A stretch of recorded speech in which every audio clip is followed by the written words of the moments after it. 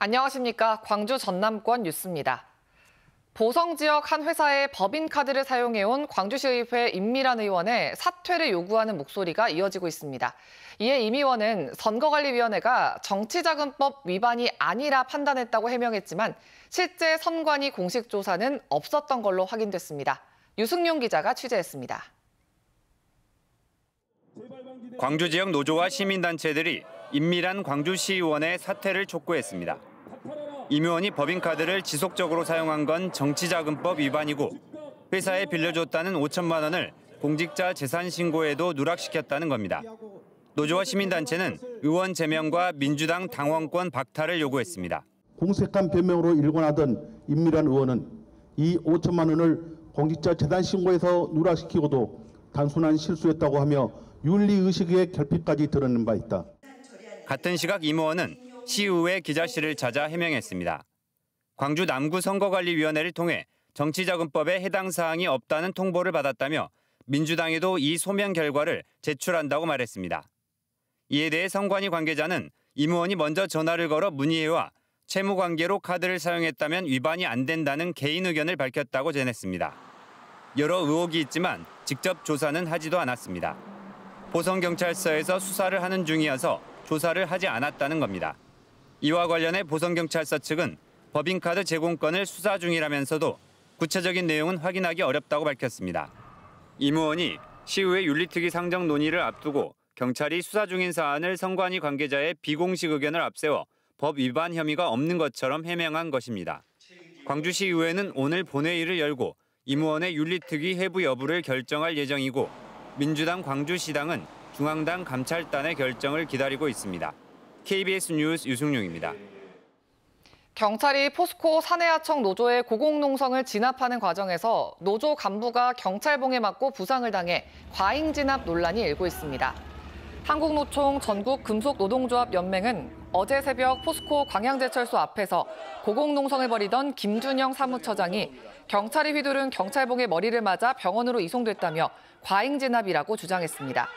경찰은 김 사무처장이 둔기로 경찰을 때리며 저항해 플라스틱 경찰봉으로 제압했으며 특수 공무집행 방해 혐의 등으로 조사하고 있다고 밝혔습니다.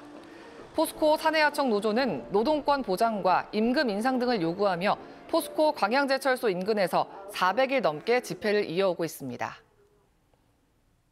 순천시가 순천만 자벌드 운영사에 위탁사업비를 과다하게 지급하고 민간 위탁 노동자들의 근로조건 보호에 미흡했던 것으로 감사원 감사에서 드러났습니다. 감사원은 지난 1월부터 순천시를 대상으로 순천만 자벌드 위탁 관련 감사를 벌인 결과 순천시가 2021년 8월부터 12월까지 운영사의 위탁사업비를 1억 1천여만 원 과다 지급했다고 밝혔습니다. 감사원은 또 순천시가 정부의 민간위탁 노동자 근로조건 보호 지침과 순천시 행정사무 민간위탁 조례를 어겼고 자벌드 운영사가 기초생활보장수급자 등에 대한 이용료 감면을 자의적으로 제한했는데도 순천시의 관리가 부적정했다고 설명했습니다. 내년 총선을 앞두고 물밑 경쟁이 치열한데요. 더불어민주당 광주시당이 당원 가입 시 지지 후보를 써야 한다는 규정을 세워 논란이 일고 있습니다. 부정당원의 가입을 막기 위한 조치라는데 악용될 우려가 크다는 지적이 나옵니다. 박지성 기자의 보도입니다. 당원과 일반 유권자의 투표 결과를 50%씩 반영해 총선 후보를 결정하는 더불어민주당.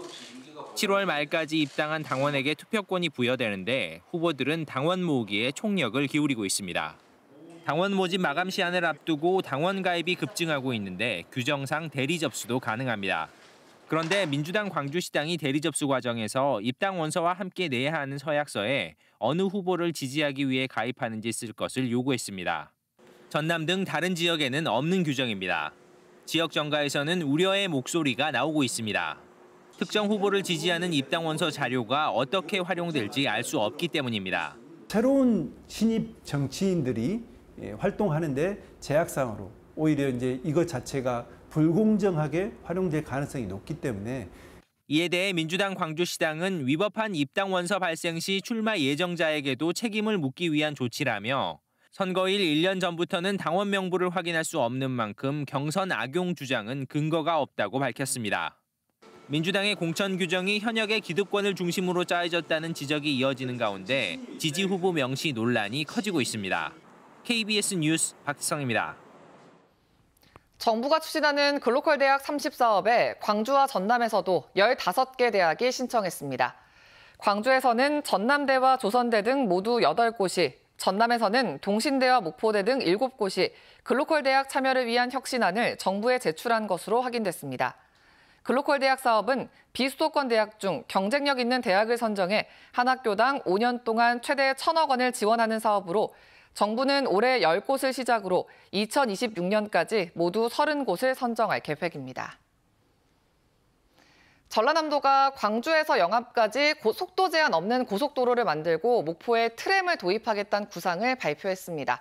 사업이 순조롭게 진행돼 전남 서남권이 새로운 관광 명소로 급부상할지 관심입니다. 김정대 기자입니다. 속도 제한이 없는 고속도로 구간을 도입해 무제한 질주의 대명사가 된 독일의 아우토반. 전라남도가 국내 최초의 아우토반 건설을 목표로 대규모 SOC 사업 구상을 내놨습니다.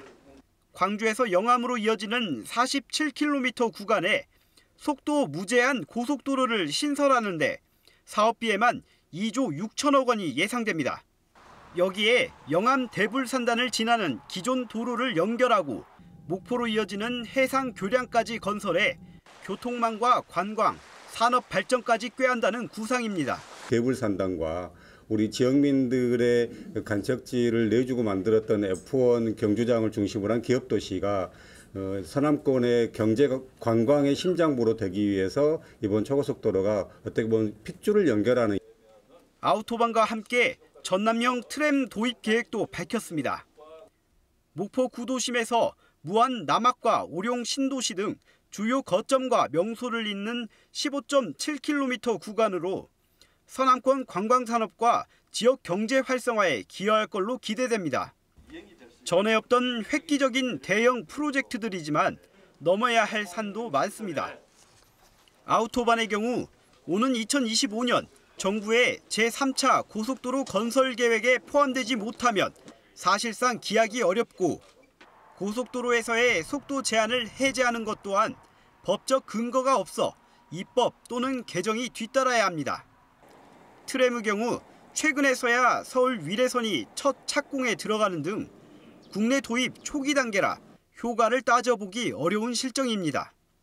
광주 영암 아우토반, 대불산단 대교 연결 프로젝트가 국가 계획 등에 반영될 수 있도록 총력을 다하겠습니다. 많은 사례를 조사하고 촘촘히 준비해서 전라남도 실정에 맞는 전남형 트램을 전라남도는 오는 2035년 사업 완료를 목표로 올 하반기부터 사전 타당성 조사 용역 등 본격적인 준비에 착수하겠다고 밝혔습니다.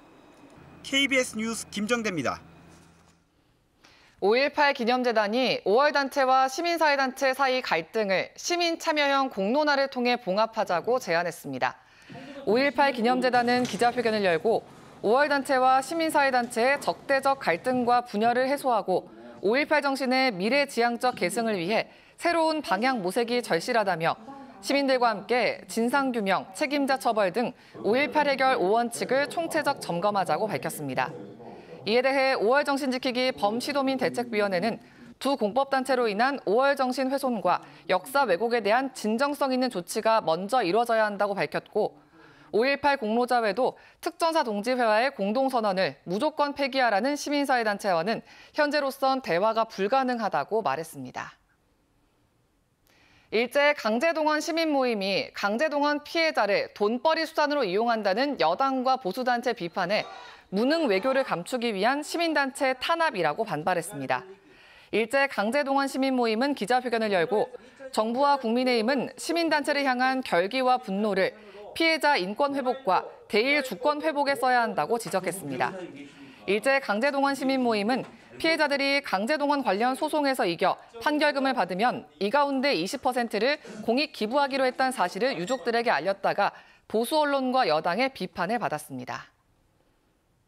구례군이 양수발전소 유치에 나섰습니다. 구례구는 구례군의회, 한국중부발전과 함께 정부의 제10차 전력수급 기본계획에 따른 양수발전소 유치 신청을 위한 업무 협약을 체결했다고 밝혔습니다.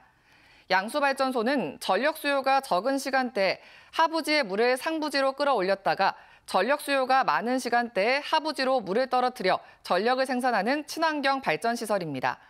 약 1조 원 규모의 대형 국책사업인 만큼 건설 기간 지역 경제에 미치는 파급 효과가 클 것으로 구례구는 보고 있습니다.